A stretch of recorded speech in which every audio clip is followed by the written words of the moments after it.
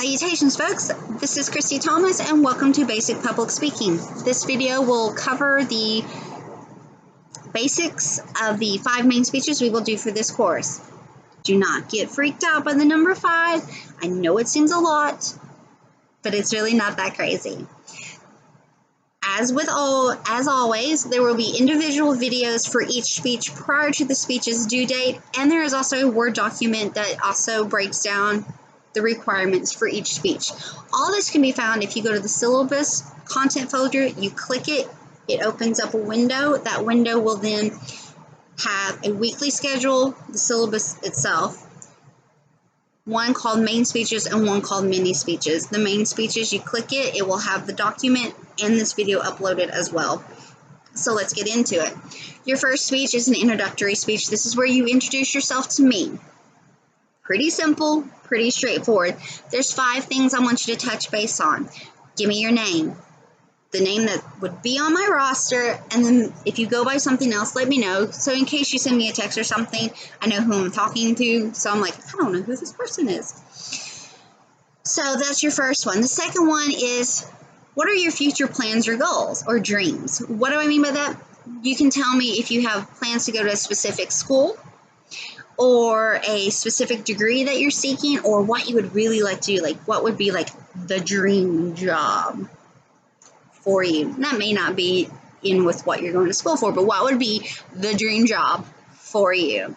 So far I want you to tell me your name and tell me what your future dreams are, goals. Third, tell me something well known about yourself. This is something that everyone knows. It could be something that you're really into. Maybe you're a book nerd. I'm a book nerd. Or maybe you really love Christmas. Or you really love cars. Or you're into FFA. Or you are a waitress. Or you work at this particular establishment. Or that you're a parent. Or whatever the case may be. Something that is well known. Things that are well known about me. I love Halloween. I love making kids' lunches. I am that person that posts to social media. I love brightly colored hair. Those are things that are well known about me. So I want to know your name. I want to know future dreams. I want to know something well known about you. The fourth one is I want to know something not as well known. Okay, folks. You do not need to tell me your deepest, darkest secret here. This is something just maybe not commonly known. Maybe you play guitar and not many people know that. Or maybe you really like to do crossword puzzles and people don't know that. Maybe you're really into board games and people don't know that. Or maybe you secretly know how to dance. Or are you a secret agent? Who knows? Just something not commonly known. Like a few people can know, but it's not as well known as what the third point is, which is something everybody knows. Maybe people know it that really get to know you. So, but again, do not tell me your deepest, darkest secrets. Not necessary. And the very last one, what brings you joy? What brings you happiness? What brings a smile to your face? What is the calm in your chaos? I want to know that. My calm is my kids. Well, also my chaos. But my family brings me joy. Baking makes me joy. Decorating brings me joy. So, again, for the introductory speech, there is no time limit and no outline due, but I do want to know your name, something about your future dreams, goals, plans, hopes, wishes, desires, whatever the case may be here. Something very well known about you. Everybody knows. Maybe it's the car you drive. Maybe it's you run 5Ks every weekend, but it's something everybody knows. So they look at you and go, oh yeah, I know that.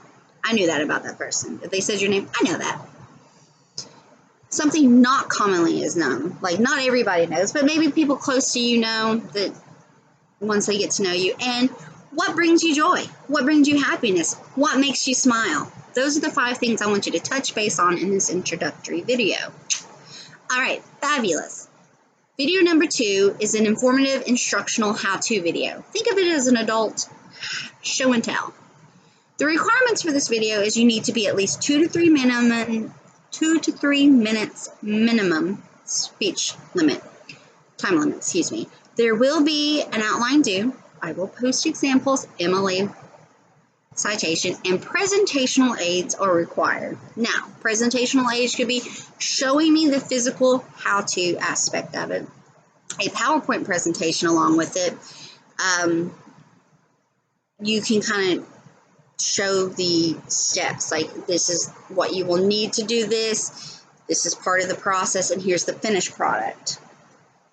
This how-to can be anywhere from cooking to baking to whatever you know how to do, changing a car engine, the best way to hit a baseball. Maybe you're a golfer, show me your swing, or how to pick the perfect pumpkin, how to carve a pumpkin. I love fall, so I'll probably, and food, so a lot of my examples are food and fall. Perhaps it's, I'm trying to think here of different how-tos, but it's, it's how to do something, how to do a physical process. So that's speech number 2. Speech number 3, tell me a story. There are no time limits or outline due with this speech, and with tell me a story, there's a couple routes you can go. It can be a physical telling of a story, as in how you would read a book to a child. You have the book. I don't have another book close to me, so I'm just using the textbook I have, which is where you tell the title and you read the story. And in that story, when you're reading to a child, you usually, generally, will change your voices to differentiate between characters, or you'll change your facial expressions for their emotions. I want that if you go that route. So if you tell me a story, I want you to be able to verbally change your voice to differentiate between characters. I want to say it in your face. And if you're like me, you're a hand talker, so you use expressions. Oh my gosh. So think of it, this could be any child's book you can go through and do that with. Now, the other route is think of a YouTuber or a podcast and tell me a story that way. This could involve a true crime, a murder mystery, an urban legend, a ghost story, a moment in history, a historical event. You can even give me the plot summary of a film, your version. This is your takeaway from a film or a literary series or a television series or a historical event. I mean, you have to actually provide, if you do a historical event, what happened, but it's your telling of this story. So if there's an urban legend that like your grandfather or grandmother used to tell you, retell it. Or a ghost story, or like I said, a murder mystery, or a true crime, or a literary character, like a literary series, or a specific story from literary. It's your interpretation. A film, whatever the case may be, but you tell me the story. I want to hear it. The point of this speech is to get you comfortable with the storytelling aspect of public speaking. Public speaking is not just straight facts and information. It's learning to find your voice in storytelling and coming across. So that's the purpose of the speech. Again, there's no time limit and no outline due with this speech. All right, the fourth main speech is a tribute, ceremonial, and memory speech. There are a few options with this speech as well. You can go straight tribute. This can be a person that you know in your personal life. It could be a famous person, a historical person, a literary character, or a film character, or a comic book character as well. So there's plenty to choose from here, and you can do a tribute or in memory of. So you can go either route. Kind of all the same, but just remember the tone. If you're going with an in memory, remember the tone of a memorial speech. If it's a tribute, remember the tone of a tribute speech. We'll discuss that more closer to the speech. You can do a toast. Think of, when I say toast, there's like dinner toast or wedding toast. You can do that. You can also do a commencement speech. So you can write a speech for your graduating class. You can also choose to roast someone. Now, if you roast, I ask that you choose a famous person, not a personal person. So someone, an actor, actress, musician, or person in time. So with this speech, I want you to hit at least 2 to 3 minutes in your time limit in this speech. Again, tribute, celebratory, in memory speech.